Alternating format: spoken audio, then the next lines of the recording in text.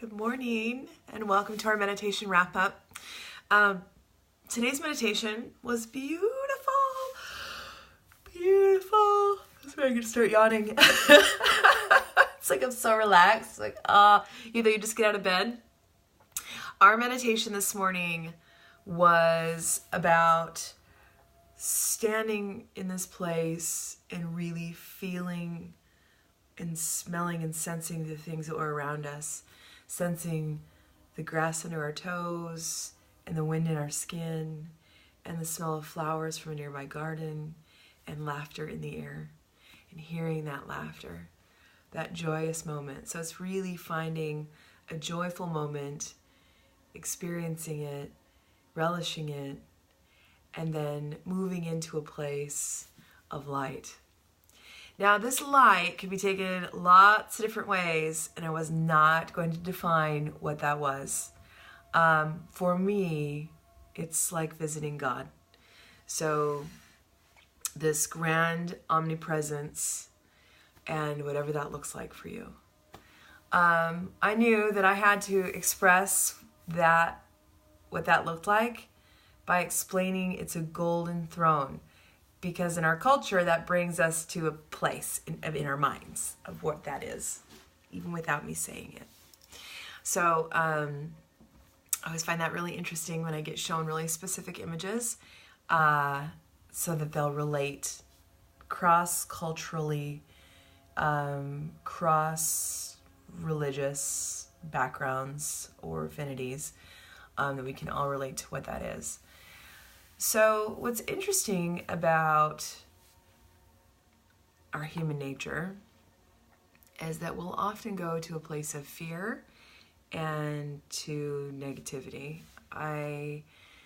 We are in almost a constant state of need of reassurance, a feeling of belonging, of that we're doing the right thing. This reassurance, this you're good enough, you're smart enough, you're strong enough. Where do we get that?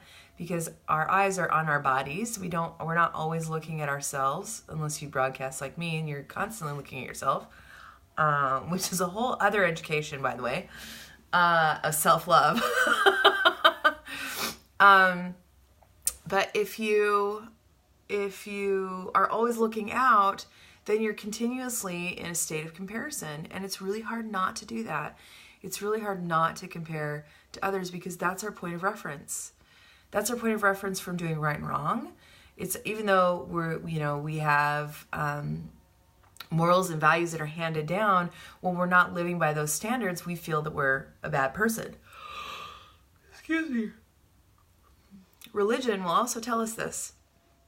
So it is affirmed by the faith that we believe in, the moral upbringing that we have, and so we're always going to the state of comparison. And if we don't meet that comparison, that standard that humanity has put on us, we are somehow not good enough, or not smart enough, or not holy enough, or whatever it is.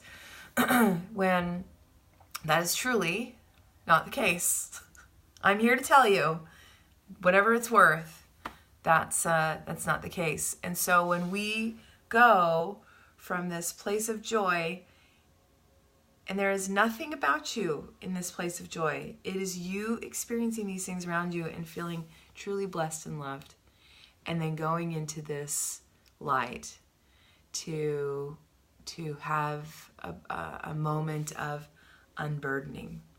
Now, what I love about I'm going to talk about religion for a second. I don't often do that, but what I love about religion is the fact that, now I'm going to specifically go to Christianity because it's different in other faiths. Like Buddhism is very different in this, but and that has like karmic references. But there's an unburdening or a confession that happens with the divine, with God, and I think it's so valuable to feel that you can do that. And it was really nice to see that today as I connected and went into meditation. So to know that it's a safe place, whatever burdens you have, and that you are whole and beautiful and complete as you are now, even with all of the things that you have done by human standards which don't measure up. Because I know myself, I've done all sorts of things that would banish me to a place that, would be, probably unforgiven. Not like I murdered somebody or something, but you know what I mean. We all have these things. We all have, and so to go to a place, unburden yourself and feel whole and be good enough to experience and warrant joy in your life.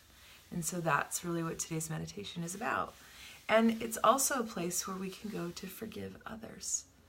So all of us have created a space where we might not have been right or been in the right, and many of us have experienced the adverse effects of others, what we would consider selfishness. But they had their moment where they felt they were right. And so coming into a place of balance, unburdening that, forgiving, all very important. So I feel like I was a little bit on soapbox. I apologize. Some of us must have needed to hear that today. But it probably, as we go into the holidays, to really look at each other with compassion and understanding that their path is completely different from yours, and what they felt that they did out of justice and being right and feeling many vibrations in the heart and within. Nice. When I was in the grass, thank you, Sandra. When I was in the grass, I felt so much joy in my heart, mostly because I could hear my aunt's laughter. It was so awesome. I was like, oh my gosh, that is so cool. I'm going to tear up. I can hear her laughing. I was so happy. And I didn't want to go in the light. I'm like, I don't want to go in that light. Things I have to say are not good. It's like, you have to go. Yeah, you have to come and just release and let go. But it was so nice staying there. I was so happy. I'm like, oh, what does that say? What does that say? So, oh my gosh, look, I'm like tearing up from that. My goodness. As you can tell, I have a big laugh, but my family they're huge laughers, and they're all like me.